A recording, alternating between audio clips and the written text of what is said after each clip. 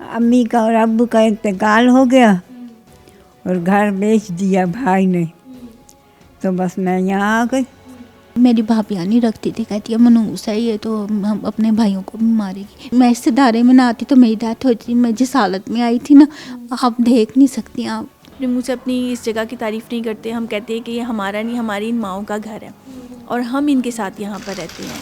हमारी अपनी फैमिली है, हम लोग सब इनके साथ रहते हैं। मेरे बच्चे हैं वो इनके पास आते हैं। मेरी भांजियों ने मुझे पाइप से मारा था, तो मैं उनसे कहती हूँ कि वो जो उसने मेरे साथ किया है उसकी औलाद भी उसके साथ ऐसे ही करे।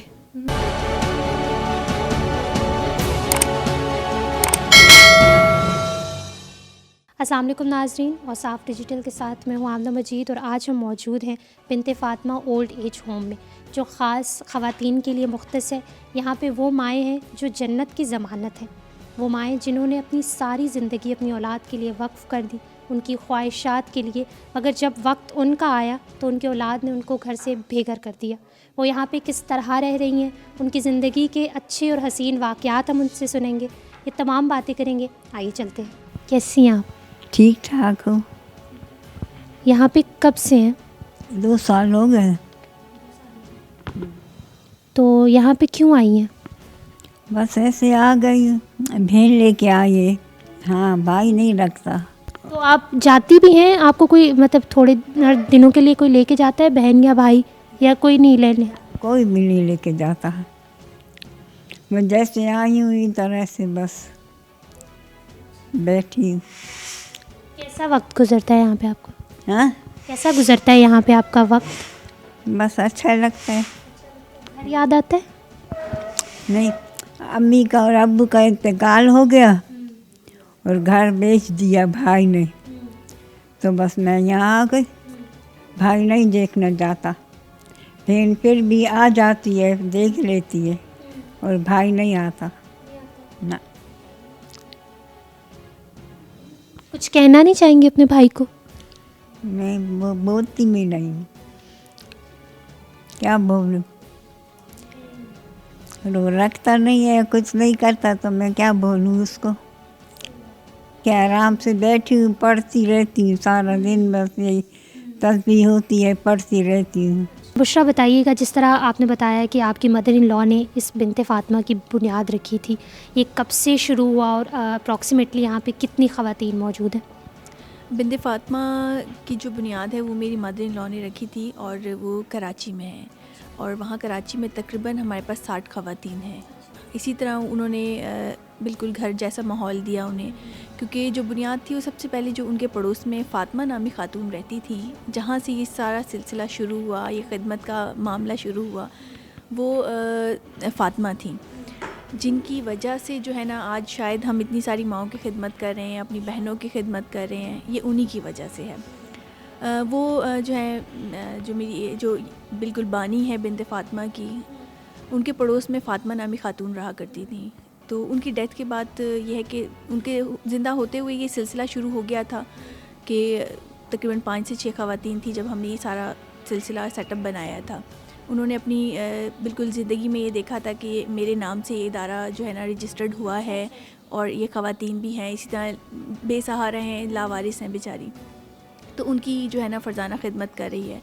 तो वो अक्सर उनके साथ बैठ के बातचीत किया करती थी। तो ये कहा करती थी कि देखें फ़रज़ाना, मैं जब इस दुनिया से चली जाऊंगी तो मेरा तो पाकिस्तान में कोई भी नहीं रहता, तो मेरा नाम लेने वाला भी कोई नहीं होगा।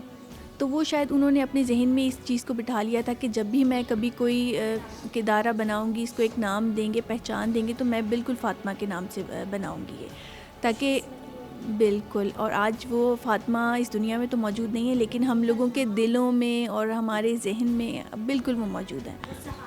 बिल्कुल इन तमाम माओं का सहारा बन गई है, फ़ातिमा के नाम से आता है। तो अल्हम्दुलिल्लाह। बुशरा, यहाँ पे इस्लामाबाद में जो ये आपकी ब्रांच है, यहाँ पे कितनी ख़वातीन हैं? और बताइएगा कि कभी कभी ज़रूरी नहीं होता कि सब ठीक ठाक आएँ, कुछ लोग बीमार भी आते हैं, पैरालाइज भी आते हैं, तो कितना मुश्किल होता है उन लोगों को संभालना स्पेशली? जी बिल्कुल, यहाँ हमारे पास इस वक्त तकरीबन 16 से 18 ख़वातीन हैं इस्लामाबाद में। तो तो बिल्कुल जब वो आती हैं तो हालात तो फ़िज़िकली और मेंटली बहुत ज़्यादा अपसेट होते हैं। कुछ डरी हुई भी होती हैं, कुछ बहुत परेशान होती हैं, क्योंकि अपने प्यारों को छोड़कर एक नई जगह आना, एक नया माहौल होता है, आप लोगों को हर जगह नए चेहरे नज़र आते हैं, तो बहुत ज़्यादा डरी हुई और सहमी हुई होती हैं। तो ये है कि हम फिर उनको थोड़ा सा ज़रा यही बताते हैं प्यार मोहब्बत के साथ कि ये अब आपका अपना घर है, आपको डरने की और किसी से भी डरने की, खौफज़दा होने की ज़रूरत नहीं है। बिल्कुल, जब वो एक दूसरे को देखती हैं कि सब हंसते हुए चेहरे उनको जब नज़र आते हैं तो वो उनमें खुद ब खुद एक उमंग जैसी जाग जाती है, एक उम्मीद होती है कि शायद अब हम अच्छी जगह पर आ गए हैं। तो अल्हम्दुलिल्लाह हम अपने मुँह से अपनी इस जगह की तारीफ़ नहीं करते, हम कहते हैं कि ये हमारा नहीं, हमारी इन माँओं का घर है और हम इनके साथ यहाँ पर रहते हैं। हमारी अपनी फैमिली है, हम लोग सब इनके साथ रहते हैं, मेरे बच्चे हैं वो इनके पास आते हैं, अगर वो नज़र नहीं आएंगे, उनकी आवाज़ नहीं आएगी तो ये पूछती हैं कि आज वो छोटा बच्चा आपका नज़र नहीं आया, आपकी छोटी बेटी नज़र नहीं आई। उसको बहुत से नाम दिए हुए उन्होंने, कोई गुड़िया तो कोई रानी इस तरह करके। तो हम लोगों का इन माँओं ने मेरे बच्चों को दिए हैं, मेरी छोटी बेटी को 2 साल की है, नाम दे। बिल्कुल बिल्कुल जी बिल्कुल। तो यही हमारा मकसद तो यही है ना कि हम इन्हें अपनायत ही दें और यही दें कि घर जैसा माहौल है, ये कोई इदारा ना समझें। हम इन लोगों के साथ प्यार मोहब्बत के साथ रहते हैं, ये भी फिर हमारे साथ उसी तरह प्यार मोहब्बत करते हैं। तो हमें तो ये अपनी माँओं, इनकी शक्लों में दादी नानियाँ हमारी नज़र आती हैं। तो अच्छा बुशरा बिनते फ़ातिमा की तो माशाल्लाह ब्रांचेज़ हैं लाहौर, कराची, यहाँ पे। तो अगर आप कुछ कहना चाहें मीडिया के तवस्सुत से, अगर कोई फंडिंग से रिलेटेड या इस तरह कुछ।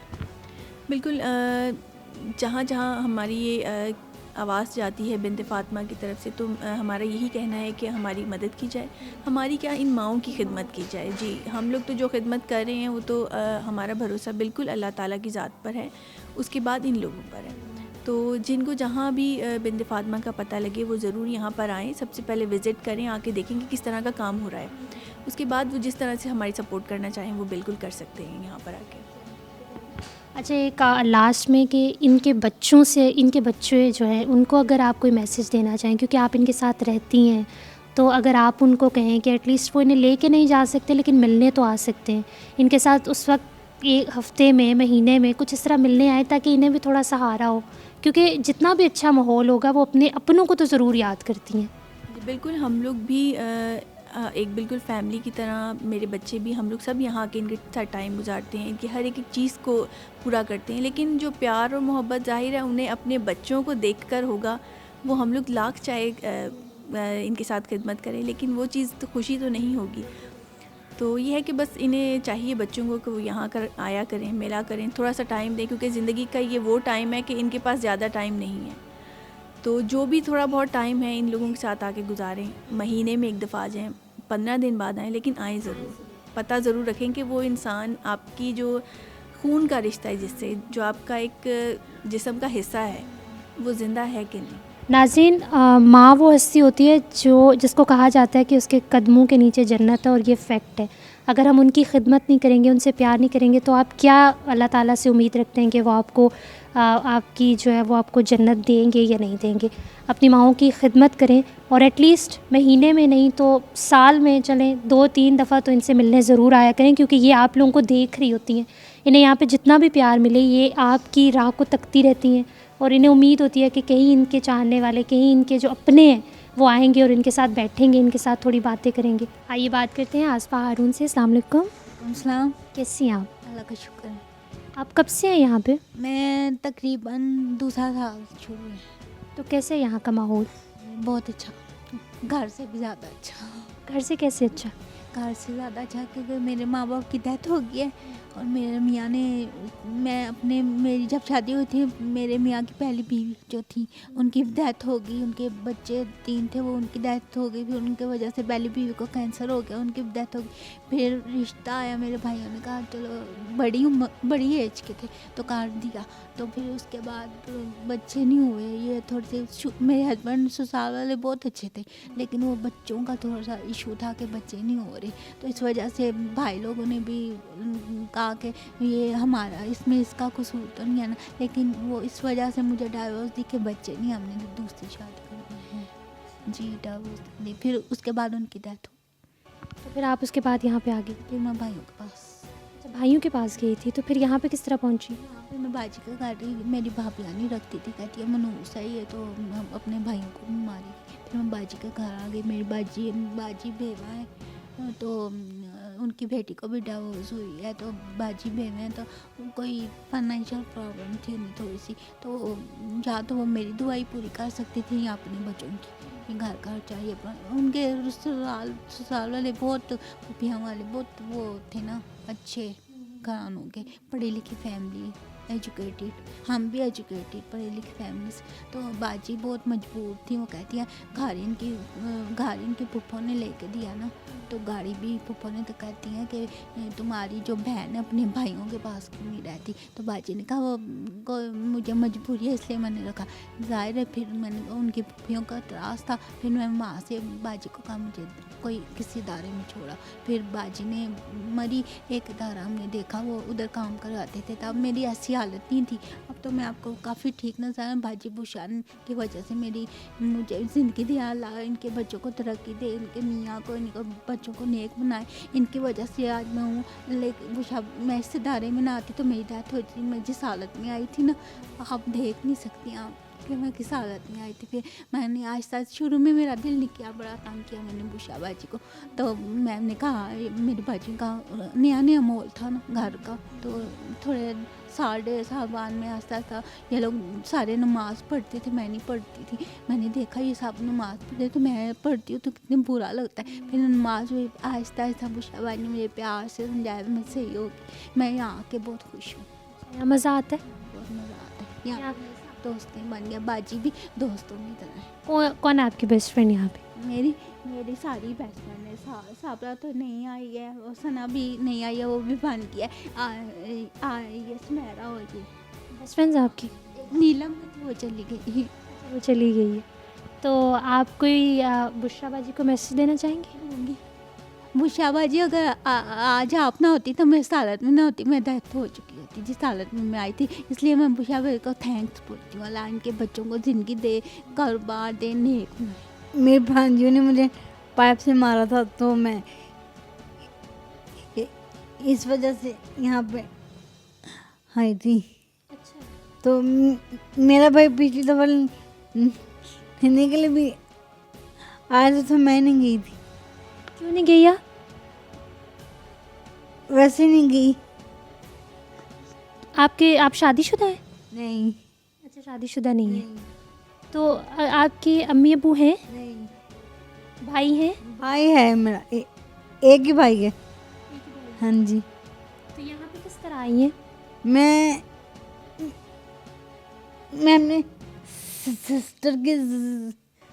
सिस्टर थी ना ये पिंडी में, उनकी वजह से आई थी मैं।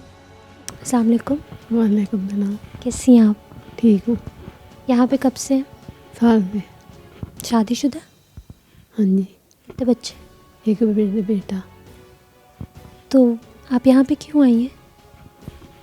मेरे माँ बाप फौत हो गए थे, तो भाई रखते नहीं थे, तो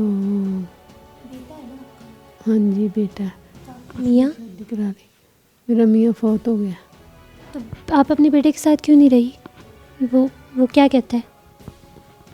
वो ना वो उसने शादी करा ली है बेटे ने। अपनी शादी हो गई उसकी? हाँ जी। तो फिर आपको मतलब उसकी शादी हो गई तो आपको नहीं रखता? नहीं, क्या कहता है? कहते मैंने नहीं रखना। क्यों? क्योंकि उसकी बीवी पसंद नहीं करती। आप उसे कहें, कुछ मैसेज दें। मैं उसे कहती हूँ कि वो जो उसने मेरे साथ किया है उसकी औलाद भी उसके साथ ऐसे ही करे। नाज़रीन, इन ओल्ड होम्स का आबाद होना हमारी तहज़ीब के बिल्कुल मुनाफी है। ये हमारी तहज़ीब पर एक सवालिया निशान है। मगर अगर ये ना हो तो आप ही सोचिए कि इन माओं का और इन वालदेन का क्या होगा, वो कहाँ जाएंगी। खुदारा अपने वालदेन की कदर कीजिए। इन माओं जिनके पाँव तले जन्नत है, उस जन्नत को अपने हाथों से मत रोंदिए। और साफ डिजिटल से फ़िल वक्त इतना ही। आमना मजीद को इजाज़त दीजिए। अल्लाह हाफ़िज़।